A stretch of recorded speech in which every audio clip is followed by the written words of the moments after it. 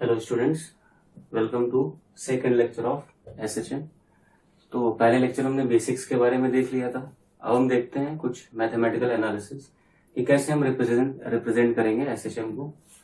तो एसएचएम को रिप्रेजेंट करने का और इसके बारे में एनालिसिस, जो मैथमेटिकल एनालिसिस है, बहुत अच्छे से समझने का एक सबसे आसान तरीका है कि इसको हम यूनिफॉर्म सर्कुलर मोशन से समझते हैं। तो देखते हैं, every SHM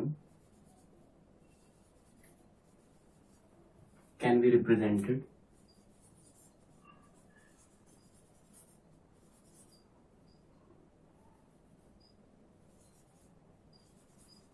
as uniform circular motion of a particle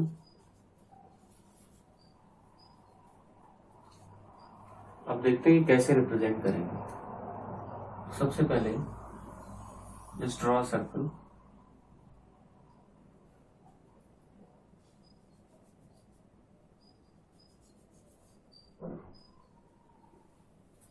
now अगर हमें एसएचएम वाले पार्टिकल का प्रोजेक्शन लेना है तो हम पार्टिकल, पहले हमने क्या बोला है कि सर्कुलर मोशन में पार्टिकल को अगर आप यूनिफॉर्म सर्कुलर मोशन में चलाओगे तो उसका जो प्रोजेक्शन है जो वाई एक्सिस पे आएगा, दैट रिप्रेजेंट्स एसएचएम। यहां पे आप लिख सकते हो every SHM can be represented as uniform circular motion of a particle and its projection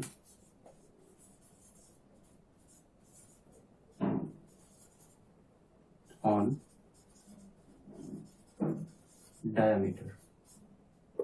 diameter पे प्रोजेक्शन करेंगे तो कैसे रिप्रेजेंट कर सकते हैं।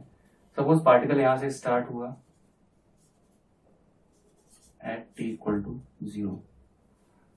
नाउ इफ यू सी, इस पार्टिकल को हमें सर्कुलर मोशन कराना है, यूनिफॉर्म सर्कुलर मोशन। इसको यहां से स्टार्ट करो तो ये इधर जाएगा। नाउ सपोज एक छोटा सा एग्जांपल ले लेते हैं। आप राइट साइड से, पार्टिकल के राइट साइड से टॉर्च ऑन करो तो आप वाई एक्सिस पे, यहाँ पे सपोज एक स्क्रीन है, वहां पे आप इसका शैडो देख रहे हो। तो जब ये पार्टिकल यहाँ पे होगा एक्सट्रीम पोजीशन पे तो शैडो इसके अलोंग चलेगी, इस प्लेन के अलोंग, या फिर आप बोल सकते हो वाई एक्सिस के अलोंग। फिर जब ये इधर वापस आएगा, इधर से टॉर्च ऑन करो तो वापस आपको दिखाई देगा शैडो नीचे जाती हुई मेन पोजीशन पे वापस। सिमिलर इधर होगा। तो जैसे जैसे ये पार्टिकल चलता रहेगा इस यूनिफॉर्म सर्कुलर मोशन में, इसका प्रोजेक्शन अगर हम देखेंगे वाई एक्सिस पे, that projection will behave as SHM. तो कैसे, यहां पे at t equal to 0 particle start हुआ है चलना। Suppose at any time, say at time t equals to small t, particle यहां पे आ गया तो ये देखो आप एंगल कितना होगा। अब हमने क्या बोला है, यूनिफॉर्म सर्कुलर मोशन। तो इसमें आप कुछ चीजें मान सकते हैं। यूनिफॉर्म सर्कुलर मोशन है तो एंगुलर वेलोसिटी ओमेगा मान लो। अगर ये यूनिफॉर्म है तो ये कांस्टेंट होगा, we all know that constant होगा। इस पोजीशन से यहां पहुंचने में टाइम t लग गया है तो ये एंगल पूरा कितना हो जाएगा, दैट इज ओमेगा टी। जैसे आप जानते हो theta equals to omega into t. तो ये पूरा एंगल कितना हो गया अपना, ओमेगा टी। अच्छा, इसका रेडियस कुछ होगा। सपोज दिस हैज रेडियस से कैपिटल आर। अब हमने बताया था आपको कि वाई एक्सिस पे हमें प्रोजेक्शन देखना है। तो वाई एक्सिस पे अगर हम प्रोजेक्शन देखेंगे तो जरा ध्यान से देखो, ये पार्ट आ रहा है वाई एक्सिस पे। इस पार्ट को अगर हम ध्यान से निकाल के देखें तो दिस वाई कोऑर्डिनेट टोटल कितना हो जाएगा, ये एंगल ओमेगा टी है। एक्स एक्सिस से पैरेलल हमने ऊपर एक लाइन ड्रॉ की है तो ये एंगल भी अपना कितना हो जाएगा, दिस अगेन ओमेगा टी। अच्छा, रेडियस हमने पूरा क्या मान रखा है, आर। तो ये वाला भी आर होगा ओमेगा टी है। तो एंगल के सामने वाली साइड कितनी होगी, साइन थीटा होता है ये। तो ये आ जाएगा आपका r sine omega t. Now this is the projection of the motion of a particle in uniform circular motion. Uniform circular motion में कोई भी पार्टिकल चल रहा हो उसका प्रोजेक्शन हमने लिया है वाई एक्सिस पे, and that is the equation of SHM, y equals to r sine omega t. अच्छा, इसमें कुछ चीजें और समझ लेते हैं। ये r क्या डिनोट कर रहा है? ये अगर देखा जाए तो y की डिस्प्लेसमेंट की मैक्सिमम वैल्यू है, तो this is nothing but amplitude of SHM। ये एम्पलीट्यूड ऑफ SHM डिनोट करेगा। ओमेगा जो एंगुलर वेलोसिटी ऑफ पार्टिकल है in uniform circular motion, that denotes your angular frequency of SHM। ये SHM की angular frequency denote करेगा। Okay, and जो total angle है अपना theta equals to omega t, that is phase of SHM। Phase means होता है total angle. अच्छा, इसको फेज क्यों बोलते हैं? फिर अगर टोटल एंगल है तो टोटल एंगल बोलना चाहिए। बेसिकली फेज का मीन्स सिर्फ टोटल एंगल नहीं है, फेज आपको डायरेक्शन के बारे में भी इंफॉर्मेशन देता है। इसके बारे में डिटेल जब हम न्यूमेरिकल एनालिसिस करेंगे तो हम जानेंगे कि फेज का क्या इंपॉर्टेंस है।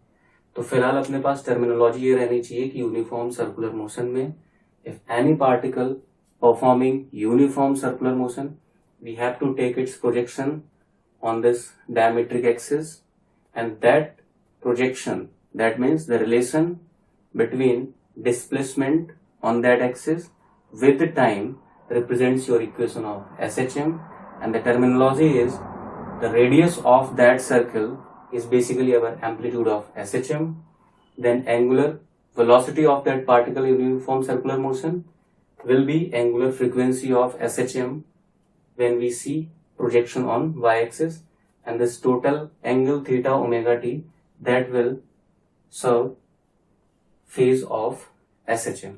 So this is simple terminology. Now pause the screen for a second and note it down. तो हमने देख लिया इक्वेशन ऑफ SHM कैसे रिप्रेजेंट करते हैं उसको। यूनिफॉर्म सर्कुलर मोशन से रिलेट करना बहुत आसान है। इसमें बाद में फेजर एनालिसिस वगैरह आएगी, तो हम देखेंगे न्यूमेरिकल बहुत आसानी से हो जाते हैं इसके। तो अपने पास क्या आया था? y equals to r sine omega t. अच्छा, ये इक्वेशन जब आई थी तो हमें याद होगा, तो आप अगर याद करो तो यहाँ पे हमने कहां से स्टार्ट किया था? जैसे इसको एक बार फिर बना लेते हैं थोड़ा सा। हमने मोशन को यहां से स्टार्ट किया था, पार्टिकल ऐसे जा रहा था at t equals to 0, particle यहां से स्टार्ट हुआ। ठीक है, तो y equals to r sine omega t हमने यहाँ के लिए कोऑर्डिनेट माना था, पार्टिकल यहाँ पहुंच गया, this angle is omega t and this is at t equals to p। फिर हमने बोला था r क्या है आपका? Radius, and that will serve as amplitude of SHM, so we can replace it by amplitude y equals to a sine omega t. अब अगर ये पार्टिकल का डिस्प्लेसमेंट है, SHM की कंप्लीट इक्वेशन है, this known as general equation of SHM, that is relation between displacement of particle from mean position with time. इनके बीच का रिलेशन क्या बोला जाता है? You should note it down, this is known as general equation of SHM। Now keep one thing in mind very carefully. This is the displacement of particle in SHM. अब अगर ये displacement of particle in SHM है तो हम particle की velocity और acceleration के बारे में भी जान सकते हैं आसानी से। कैसे? पार्टिकल का ही डिस्प्लेसमेंट है तो हम क्या करेंगे? वेलोसिटी ऑफ पार्टिकल कैसे लिखेंगे? That is dy by dt, rate of change of displacement of particle, because this is particle displacement in SHM. So this is velocity of particle. So velocity of particle आप इसको differentiate कर दीजिए with respect to time, तो क्या मिलेगा? अपना omega बाहर आ जाएगा, तो ए ओमेगा एंड साइन का क्या हो जाएगा? Cos omega t. ओके, इसको अगर आप और मॉडिफाई करके लिखना चाहो तो आप लिखोगे velocity of particle equals to a omega cos omega t. को अगर हम ट्रिग्नोमेट्री से थोड़ा कन्वर्ट करके देखें तो आप लिख सकते हो 1 minus sine square omega t, correct, क्योंकि cos square theta plus sine square theta equals to 1, तो हमने इधर cos square theta equals to 1 minus sine square theta, तो रूट आ जाएगा यहाँ पे। ये लिखने का पर्पज ये है हमारा कि हम वापस इसको यहां से रिलेट कर सकें। आप देख रहे हो कैसे रिलेट कर सकते हैं यहां से अगर आप चाहो तो साइन ओमेगा टी की वैल्यू y और a के टर्म्स में निकाल के यहाँ रख सकते हो। तो यहां से साइन ओमेगा टी अगर आप निकालोगे तो साइन ओमेगा टी क्या आ जाएगा, sine omega t comes out to be y by a। Now substitute this sine omega t here, so you will get velocity of particle as a omega under root 1 minus square of this is y square by a square. अब आप इसको simply solve कर लो LCM लेके, तो देखो आपको क्या मिलेगा, यहाँ पे a स्क्वायर आ जाएगा और a स्क्वायर ये रूट से बाहर आएगा तो a आएगा, तो ये कैंसिल कर देगा a को। तो देखो क्या बचेगा, velocity of particle that comes out to be omega under root a square minus y square. This is very very important relation between velocity of particle and its displacement from mean position. तो this you must keep in mind, ये कुछ ऐसे फॉर्मूले बीच में आते रहेंगे जो आपको फिंगर टिप्स पे होने चाहिए। This is one of them, that is v velocity of particle equals to omega under root a square minus y square। और आगे देखते हैं, अगर हम एक्सेलरेशन पे बात करेंगे तो कहाँ पहुंचता है हमारा डिस्कशन। स्क्रीन को 1 मिनट पॉज करो, नोट कर लो ये सब, ठीक है। अब इस पे देखते हैं हम एक्सेलरेशन पे अगर हम बात करेंगे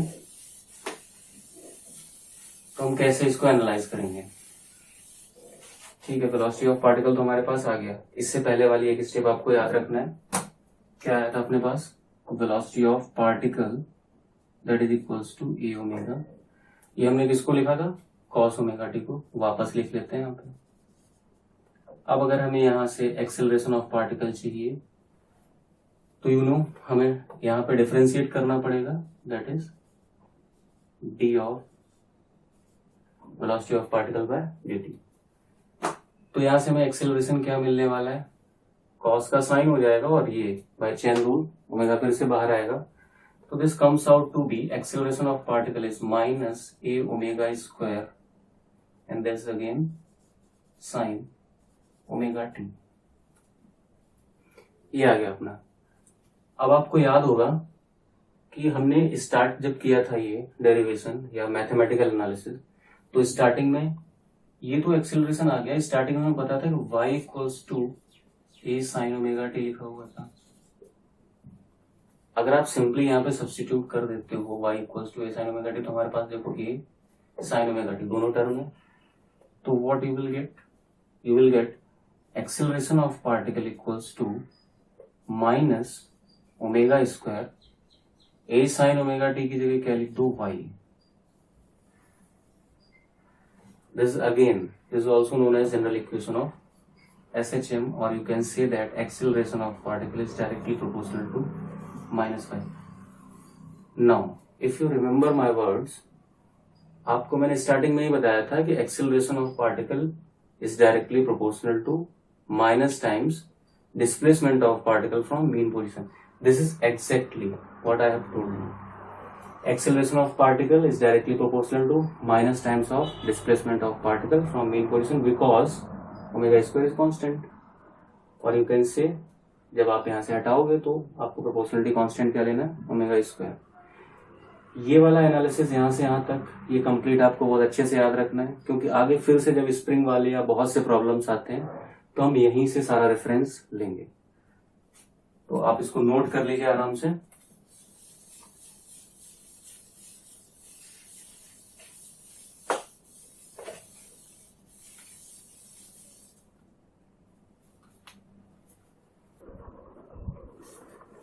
तो हमने यहाँ पे देख लिया, जो अपन ने स्टार्टिंग में इक्वेशन पढ़ी थी, acceleration is directly proportional to minus times of displacement of particle from its mean position.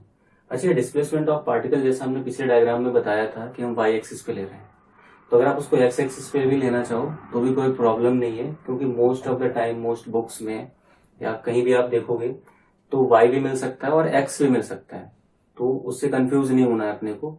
Simple, अपने को बेसिक फंडा समझ में आना चाहिए। ठीक है, अगर हम इसको बात करें यहाँ पे वापस, तो एक्सेलरेशन को आप डिस्प्लेसमेंट के टर्म में अगर लिखना चाहो डिफरेंशियल फॉर्म में, तो कैसे लिखोगे डिफरेंशियल फॉर्म में? आप लिखोगे d2y/dt²। इस टर्म को इधर ले आते हैं, plus ω² that is equal to 0। Now this is again very important equation. Simply यही लिखा हुआ है, पर दूसरे फॉर्म में है। क्यों लिखा गया इसको? टोटल y के फॉर्म में ही लिखा गया। This is known as basic equation of, और you can say basic differential equation of SHM। ये कुछ की पॉइंट्स हैं जो आपके लिए जानना जरूरी है, क्योंकि जब न्यूमेरिकल आएगा ना, तो कभी कभी यहाँ पे कोई फंक्शन दे दिया जाएगा आपको, तो आपको ये डिफरेंशिएट करके इस फॉर्म में डिड्यूस करना पड़ेगा, so that you will know all the basic concepts, और you can say analyse all the things properly. अच्छा, इसी में हम बात करते हैं, जैसे हमने पीछे थोड़ी टर्मिनोलॉजी समझी थी, उसके बारे में एक बार और थोड़ा डिटेल में देख लेते हैं क्या टर्मिनोलॉजी है।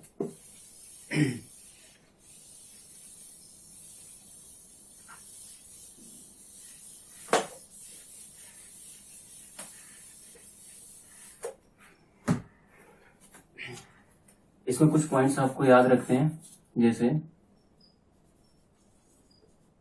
Motion of particle in uniform circular motion. अगर आप इसका प्रोजेक्शन लोगे तो आपको क्या मिलेगा? SHM। ओके, और मैंने क्या बताया था आपको? सेकेंड पॉइंट जल्दी से रिवाइज कर लेते हैं। सेकेंड पॉइंट था omega in uniform circular motion, that is angular velocity in uniform circular motion. This will serve as angular frequency in SHM। ठीक है, और जो अपना थीटा था वो फेज ऑफ SHM। ये सारे पॉइंट्स में क्यों दोबारा बता रहा हूँ? क्योंकि इनकी बहुत ज्यादा जरूरत पड़ने वाली है आपके न्यूमेरिकल एनालिसिस में। तो जो ओमेगा टी था दैट इज थीटा, तो आपको ये याद रखना है, this is phase of SHM। Simple, ऐसे ही जस्ट अ शॉर्ट रिवीजन। ठीक है, अब इसके आगे देखते हैं। स्क्रीन को पॉज करो, नोट कर लो इसको। अब जो हमने एनालिसिस की थी, वो डायग्राम में आपने देखा था कि हमने पार्टिकल का स्टार्टिंग में t=0 पे कहां से स्टार्ट किया था? उसकी मेन पोजीशन से, मतलब ऑरिजिन से ऊपर जाता हुआ दिखाई देता था। ऐसे अगर हम बात करें तो हमने माना था कि पार्टिकल यहां से स्टार्ट हुआ। Now suppose in any other situation, मान लेते पार्टिकल यहां से नहीं स्टार्ट हो रहा है। It is not always true कि हर सिचुएशन आपको ऐसी दी जाएगी पार्टिकल यहीं से स्टार्ट होगा, तो आप प्रोजेक्शन देखोगे तो y=0 पे दिखेगा मेन पोजीशन पे। ऐसा हमेशा ट्रू नहीं है। इसको हम मेन पोजीशन से रिलेट करेंगे, क्योंकि इसका प्रोजेक्शन ऑरिजिन पे आएगा, तो y=0 is a mean position at t=0 अगर यहां से होता है तो। Now suppose if this is not the condition, मान लेते हैं कि एक एंगल अल्फा से पार्टिकल स्टार्ट हुआ है at t=0, the particle was initially at alpha angle. ठीक है, तो after some time small t, so the particle reaches here at t=t। Particle यहां पहुंच जाएगा, तो ये एंगल अगर t टाइम लगा के पहुंच रहा है और हमें पता है ओमेगा से घूम रहा है पार्टिकल, तो ये एंगल कितना हो जाएगा अपना? Omega t। अब अगर आप वापस से बात करोगे तो ये प्रोजेक्शन क्या रिप्रेजेंट करता है? Displacement of particle. तो हम देख लेंगे डिस्प्लेसमेंट ऑफ पार्टिकल क्या होगा। दिस इज y=, इसका रेडियस जो r है दैट इज एम्पलीट्यूड, तो a साइन। अभी देखो ये टोटल एंगल कितना हो गया? This angle is omega t plus alpha, तो ये एंगल भी अपना कितना आ जाएगा? This is omega t plus alpha. इसको ध्यान से देखना। तो इस y को कैसे लिखोगे? सामने वाला angle omega t plus alpha है, तो ये और ये हाइपोटेनस कितना है, एम्पलीट्यूड के बराबर, तो ये साइड आपकी कितनी हो जाएगी, साइन थीटा के टर्म्स में आएगा omega t plus alpha, this is omega t plus alpha. So this is your general equation. If the particle do not start from mean position, it starts somewhere from an initial angle alpha. This alpha is known as initial phase. Initial phase of the particle. अब इसी में अगर आप एक और condition ले लो कि आप जब प्रोजेक्शन ही देख रहे हो ना, तो जब particle suppose top most point पे होगा, तो प्रोजेक्शन अगर आप देखोगे तो आपको क्या दिखाई देगा, प्रोजेक्शन में पार्टिकल एकदम एक्सट्रीम पे दिखाई देगा. तो हम एक केस इसमें और पढ़ सकते हैं, if particle starts from extreme position. अगर पार्टिकल एक्सट्रीम पोजीशन से स्टार्ट करता है तो ये वाला केस भी देख लेते हैं.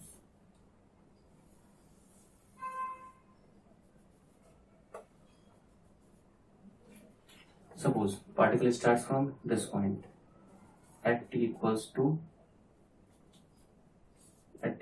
0. Particle is at extreme position. तो यहाँ पे जब अगर आप देखोगे तो स्मॉल टी टाइम के बाद मान लो पार्टिकल यहाँ आ गया, इधर से चल दिया, this angle is omega t. Okay, अब अगर आप देखोगे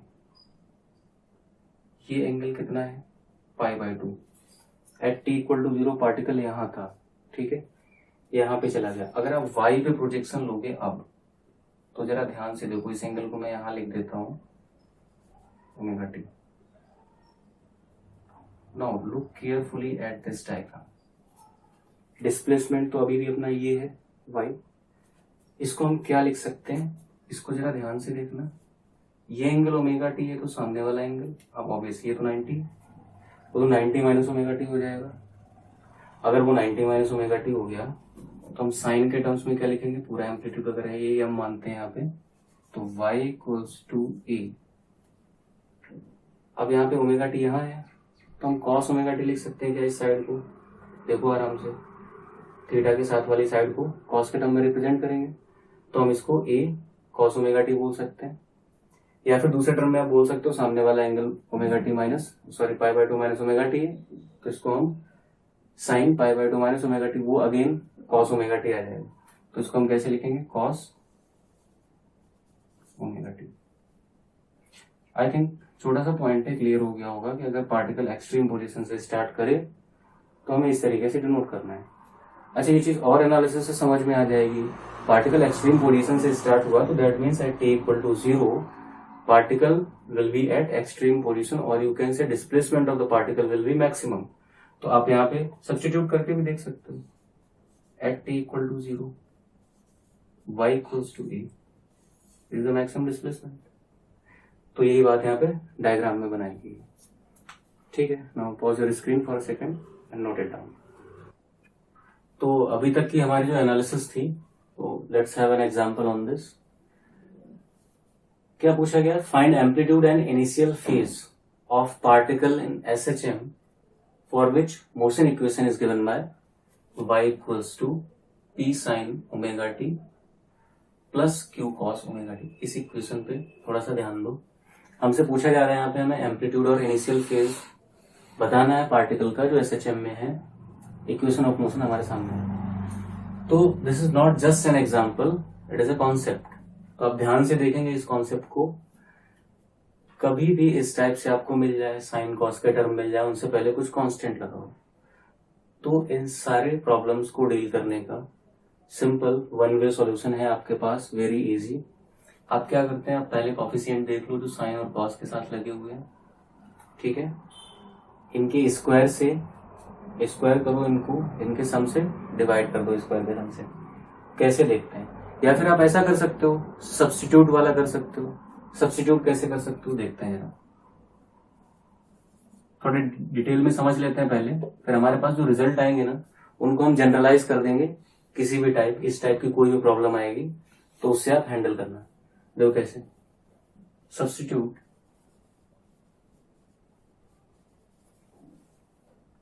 P equals to R cos theta and Q equals to R sin theta. ये जैसे जैसे आगे चलेंगे तो आपको समझ में आ जाएगा कि इसको cos क्यों लिया, इसको sin क्यों लिया। बेसिकली क्या कर रहे हैं हम, एक तो हमने R कॉमन लिया दोनों में, cos और sin, P और Q कांस्टेंट है, तो इसलिए थीटा भी कैसा होगा, कांस्टेंट। वो ओमेगा टी अलग चीज है, ये थीटा अलग है, इनको आपस में रिलेट नहीं करना है अपने को। ऐसा इसलिए किया गया कि देखो हमें साइन के साथ कॉस मिलेगा, पी अगर हम ये सब्स्टिट्यूट करेंगे और कॉस के साथ साइन मिलेगा, तो अगर आपको याद आ रहा हो तो ये आइडेंटिटी बन रही है, ट्रिग्नोमेट्रिक आइडेंटिटी, इसलिए ऐसा सब्स्टिट्यूट किया गया है। चलो सब्स्टिट्यूट करके देखते हैं। y इक्वल्स टू पी की जगह r, अच्छा r तो दोनों में आएगा, कॉमन ले लेते हैं स्टार्टिंग में, sign omega T cos theta. दूसरा टर्म भी लिख लेते हैं, उसमें भी r कॉमन आ गया, तो आपके पास क्या बचेगा, कॉस ओमेगा टी और साइन थीटा। r हमने कॉमन ले लिया, यहाँ पे क्यू की वैल्यू रखते हैं। अब देखो sine a cos, sine a plus b का फॉर्मूला बन रहा है, that is sine a cos b plus cos a sine b. तो अब इसको ओवरऑल क्या लिख सकते हो, this can be written as r sine omega t plus theta. अभी ध्यान से देखो इस इक्वेशन को, this y equals to r sine omega t plus theta, this simple harmonic motion equation जो आपको बहुत स्टार्टिंग में बताई गई थी। तो इस फॉर्म में रिड्यूस हो गया। अब हमसे क्या पूछा गया है, हमसे पूछा गया एम्पलीट्यूड। एम्पलीट्यूड बताओ, एम्पलीट्यूड तो आर है, ओके। अब आर की वैल्यू ध्यान से देखो, यहां से कैसे निकाल सकते हो, यहां से अगर आपको आर निकालना है और पी और क्यू तो हमें पता है क्वेश्चन में, तो पी और क्यू के टर्म्स में निकालना है। तो अगर आप ध्यान से देखो, हम दोनों साइड अगर इसका स्क्वायर करें, p square equals to r square cos square theta होगा। यहां से मैं कॉस स्क्वायर थीटा जो हमने अपनी तरफ से मान रखा है, अलग कुछ दूसरा, ठीक है, कॉस स्क्वायर थीटा मिल जाएगा। यहां से स्क्वायर करोगे तो साइन स्क्वायर थीटा मिल जाएगा, and we know that cos square theta plus sine square theta equals to 1। So now squaring this you will get cos square theta equals to p square by r square and sin square theta equals to q square by r square। इन दोनों को add कर दो तो 1 आएगा, तो right side भी add हो जाएगी, तो 1 equals to p square by r square plus q square by r square, और you can simply write it as that is r equals to under root p square plus q square. अब आप पता है इसको यहां से relate करोगे, so what is this, this is amplitude of SHM, that is under root p square plus q square, जो हमारे कांस्टेंट थे। अब वो पूछ रहा है इनिशियल एंगल बताओ, वापस फिर यहाँ पे ध्यान दो जरा। इनिशियल एंगल हमें बताना है, हमारे पास पी और क्यू क्वेश्चन में गिवन है, हटाना क्या है आर। आर कैसे हटेगा, सिंपल, दोनों को डिवाइड कर दो। तो अब देखो जरा, पी अपॉन क्यू या फिर क्यू अपॉन क्यू पी देख लेते हैं क्या आता है, क्यू अपॉन पी अगर हम डिवाइड करेंगे तो देखो आर आर कैंसिल हो जाएगा, क्यू हमने ऊपर लिया न्यूमरेटर में, तो यहाँ पे क्या आएगा sine theta, this denoted by cos theta, now this comes out to be tan theta, ठीक है। तो अगर ये टेन थीटा हो गया तो हमारे पास थीटा क्या आ जाएगा, this is tan inverse q by p। so this is our initial phase, क्योंकि जनरल इक्वेशन में जो अल्फा था वो यहाँ पे हमें दिखाई दे रहा है, थीटा है अपने पास। आप यहाँ पे अल्फा भी रख सकते हो, कोई प्रॉब्लम नहीं, अल्फा बीटा गामा जो मानना है मान लो, कॉन्सेप्ट में आपको पता होना चाहिए इसका मतलब क्या है। तो हमारे पास ये क्या आ गया है आपका, this is your initial phase, so this is initial phase and this is your amplitude. So this is solution to the problem. Okay, तो पहला एग्जांपल आपको समझ में आ गया होगा। एक और एग्जांपल देख लेते हैं, सेकंड देखते हैं ध्यान से क्या पूछा गया इसमें। A particle of mass 0.5 kg is performing SHM with amplitude 0.5 meter and time period 4/3 second Now we have to calculate kinetic energy of particle at the moment when its displacement is 0.3 metre. तो I hope question समझ गए होंगे आप लोग। Kinetic energy पूछ रहा है जब डिस्प्लेसमेंट कितना होगा 0.3, और क्या क्या डेटा दिया है आपका, एम्पलीट्यूड दे दिया उसने 0.5, ठीक है, मास दे दिया यहाँ पे 0.5 kg, टोटल टाइम पीरियड बता दिया है। तो आपको काइनेटिक एनर्जी पूछा गया, तो काइनेटिक एनर्जी से सबसे पहले हमें एक ही फॉर्मूला याद आता है, हाफ mv²। काइनेटिक एनर्जी जो सिंपल अपना बेसिक फॉर्मूला है। तो देखते हैं क्या सोल्यूशन होगा। काइनेटिक एनर्जी हम जानते हैं क्या होता है, दैट इज हाफ mv²। अब ये जो v है ना, this is velocity of particle in SHM, और वो फॉर्मूला हम पहले से ही पढ़ चुके हैं। याद करो तो वेलोसिटी ऑफ पार्टिकल क्या होता है, ओमेगा √a² माइनस y² और x², वॉट एवर यू से।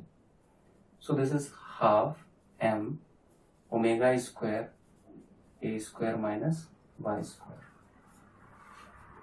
अगर आप x लेके कर रहे हो यहाँ पे तो x लेके करो, कोई प्रॉब्लम नहीं, मैंने आपको बता दिया this is just a projection of uniform circular motion.